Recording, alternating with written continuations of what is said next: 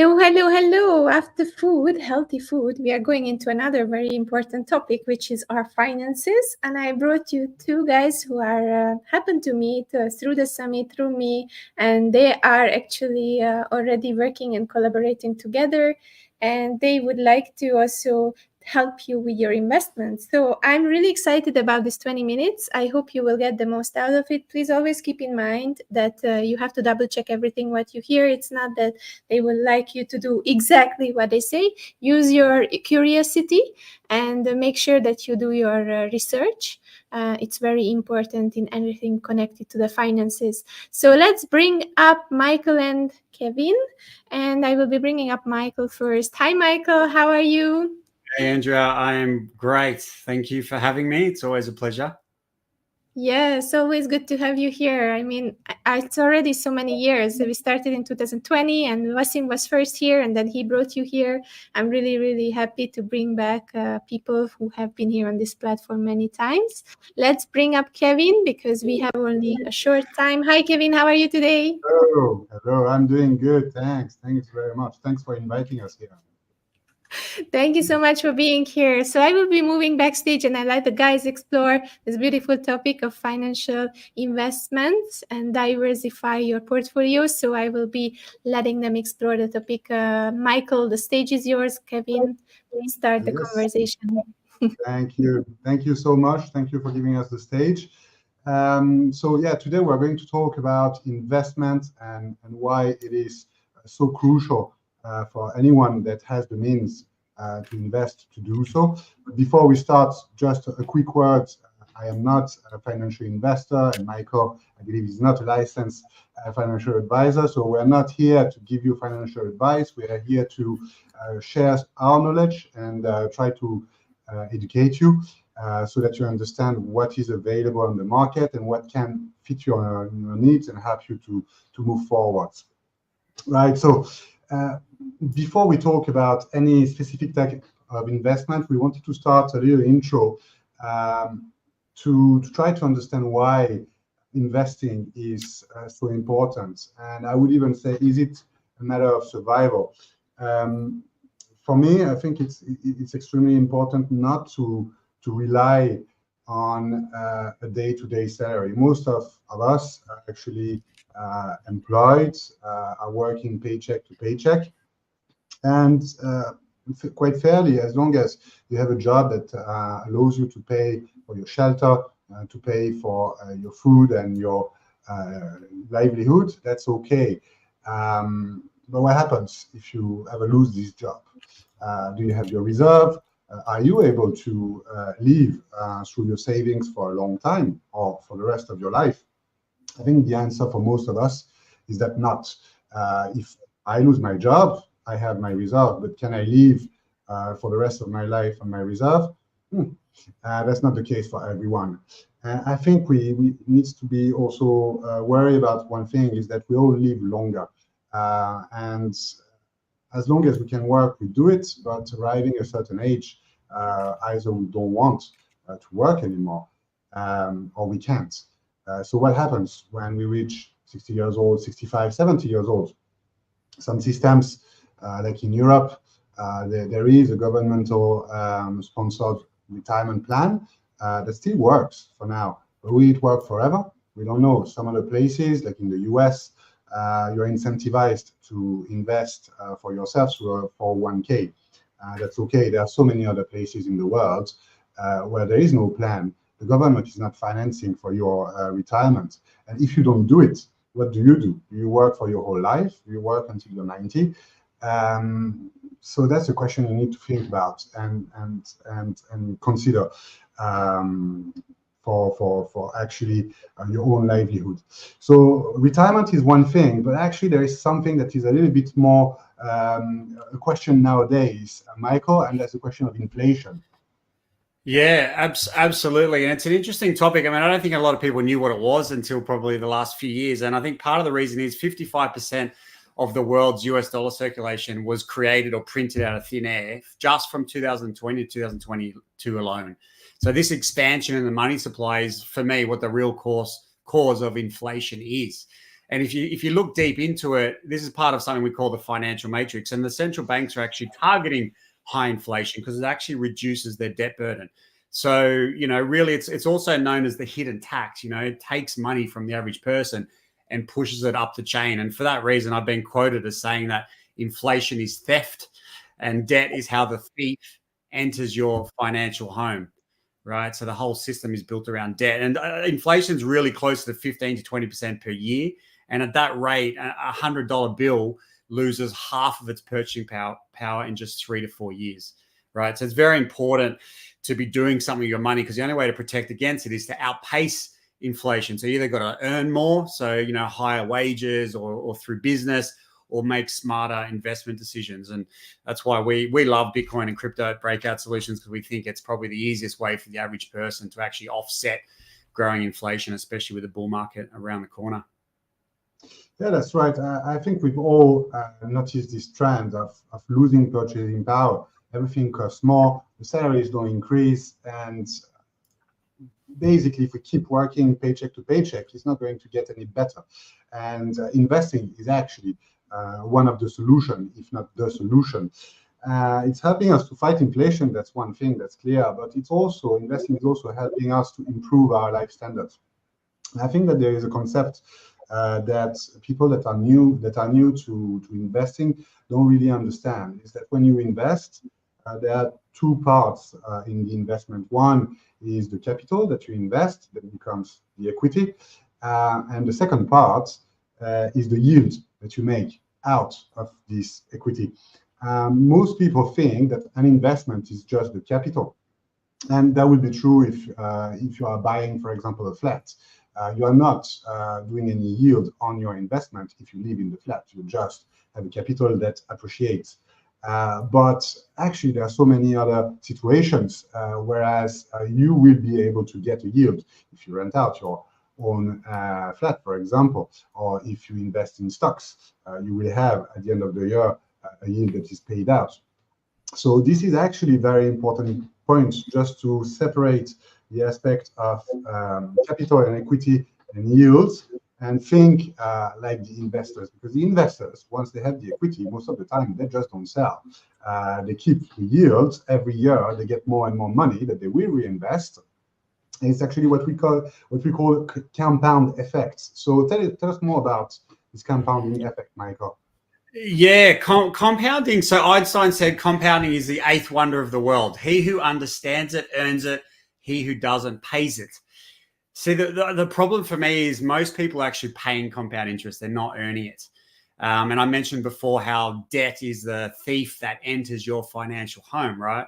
Well, out of the 1,000+ members that have come to us at Breakout Solutions to get assistance with wealth creation, I would say at least 80 to 90% of them are stuck paying off multiple forms of debt.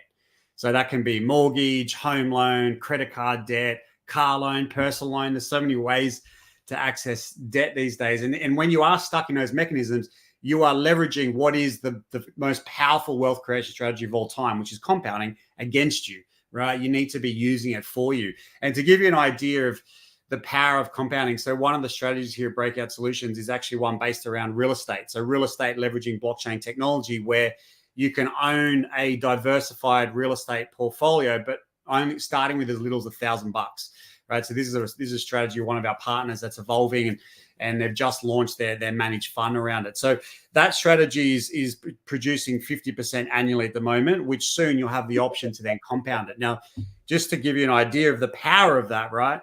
If you start with $1,000 and you compound it at 50% per year, if you can continue to do that for 10 years, that $1,000 investment turns into nearly $58,000, right? And so I think a lot of people go wrong where they're trying to chase like the next big investment return or whatever, rather than just looking at it as something that just can sit there and compound over the longer term. That's really where wealth is truly generated.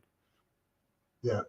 And that's why you hear actually those large investors never selling, because actually they increase their capital year on year, and 50% yield is very, very good. You don't find that in a lot of places. You really need to spend a lot of time in the market.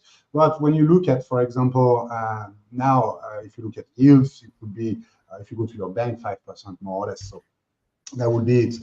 And now looking at the different asset classes, because we've been discussing the aspects of why is it so important to invest, and we would like to categorize a few investments and talk a bit about those. And what appears to be the most natural investment of all that most people actually do is real estate.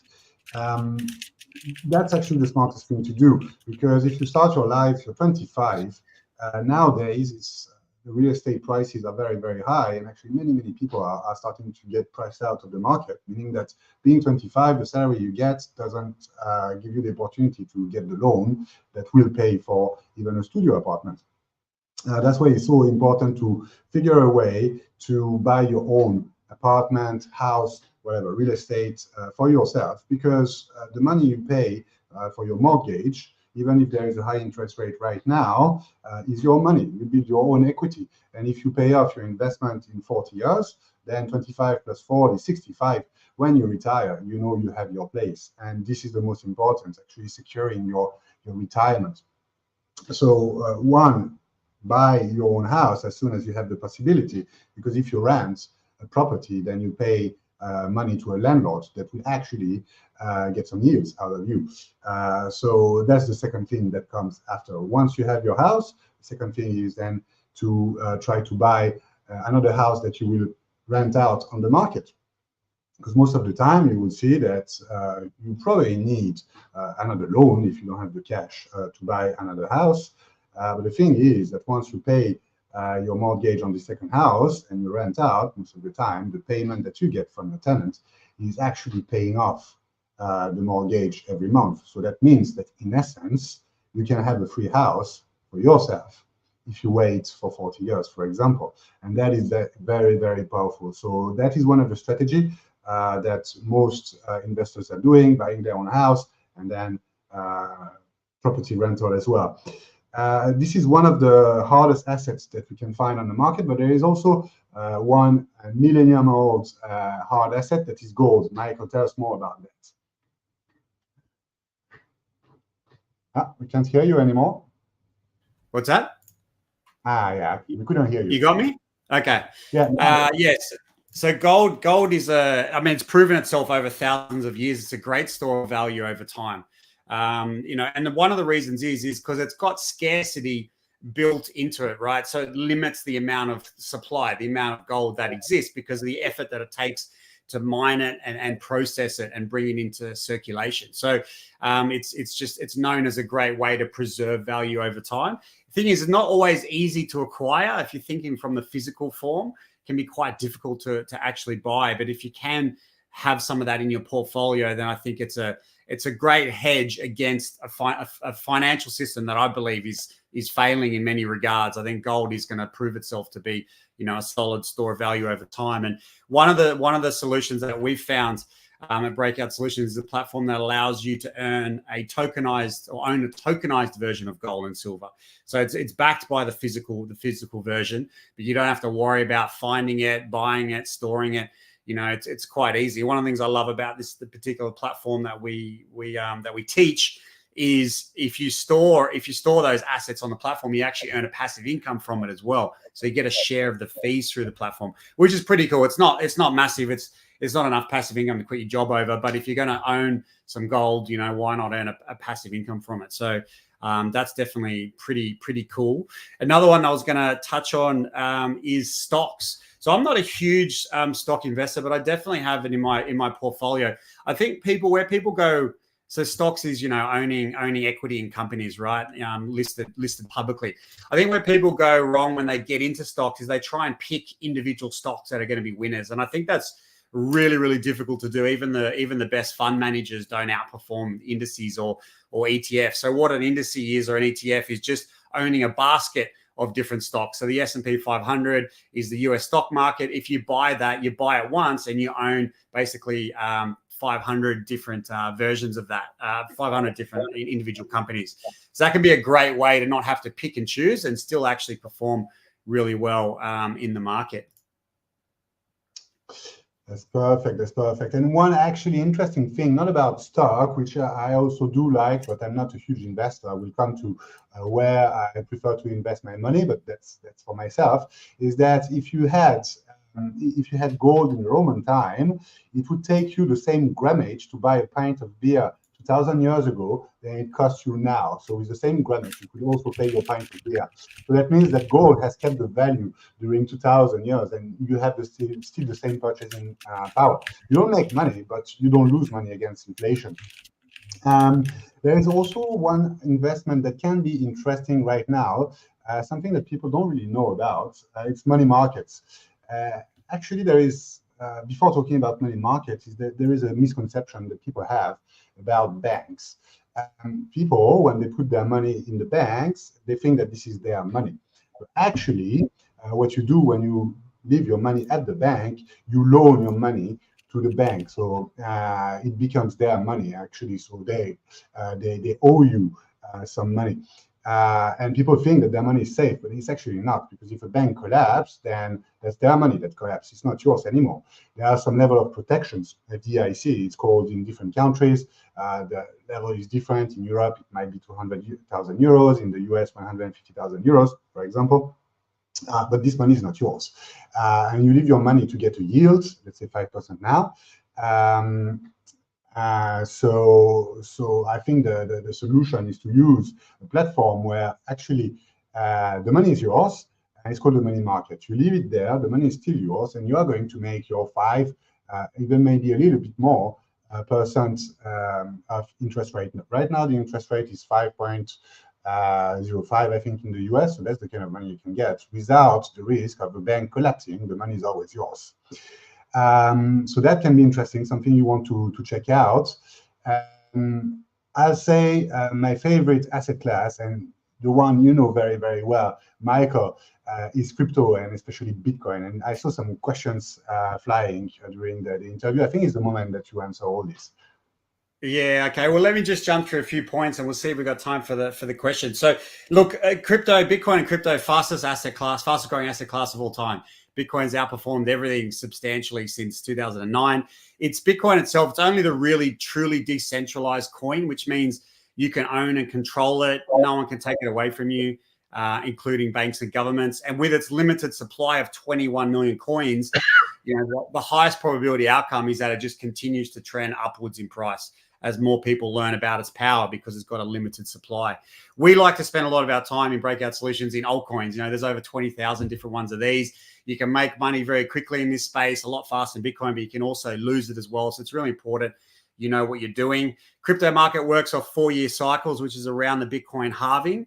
And each time this happens, Bitcoin's price appreciates quickly, triggers the bull market. And that's when a lot of people come in. They come in very late into that bull market, often because it's too late.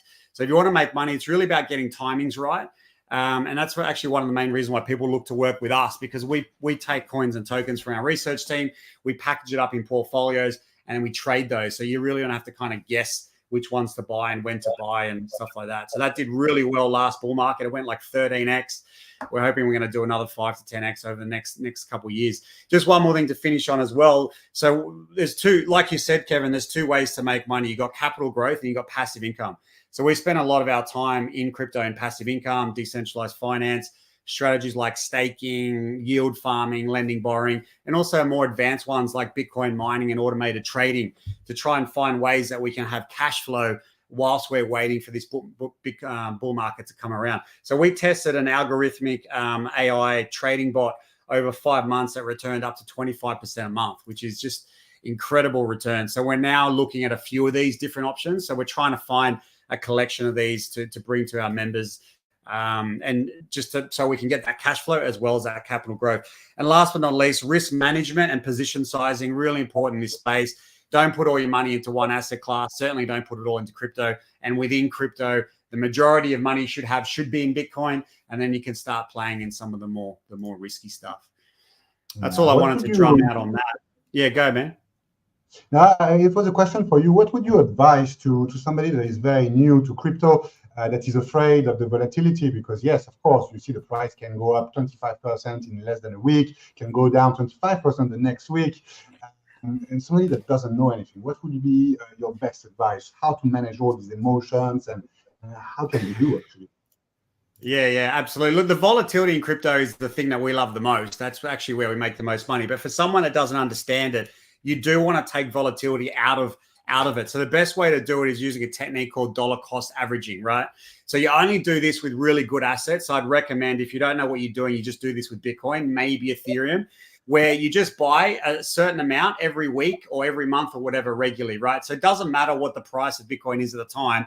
You just buy a little bit, you buy a little bit more next week, a little bit more next week. And if you do this over a longer time period, it averages out the cost, the cost basis, and it doesn't matter about the volatility. I also dollar cost average based on price. So when I buy Bitcoin, if Bitcoin goes down, I buy some more. If it goes down, I buy some more. If it keeps going down, I just keep buying more. I don't sell it anymore.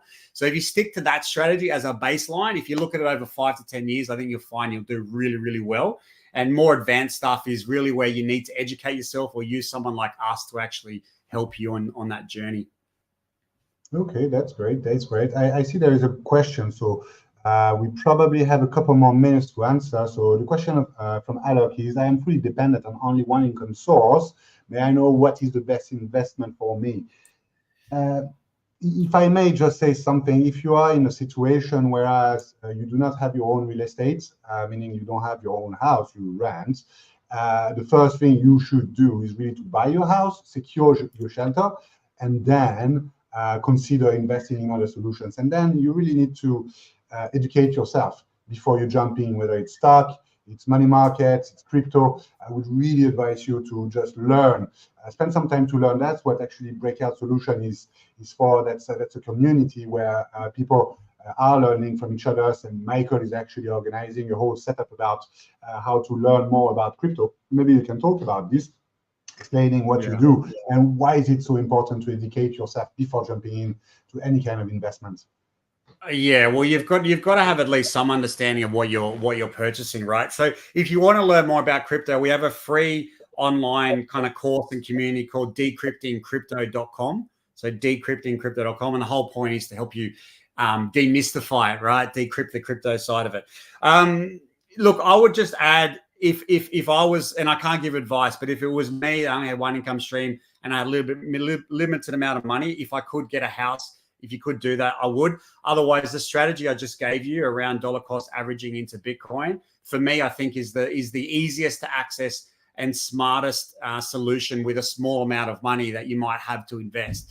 I think ultimately you want to diversify, but I think now, especially with the ETFs that are looking to get approved for Bitcoin, the bull market around the corner, I think it's a really good time to be starting dollar cost averaging. So I think that should be part of your strategy, whatever you do.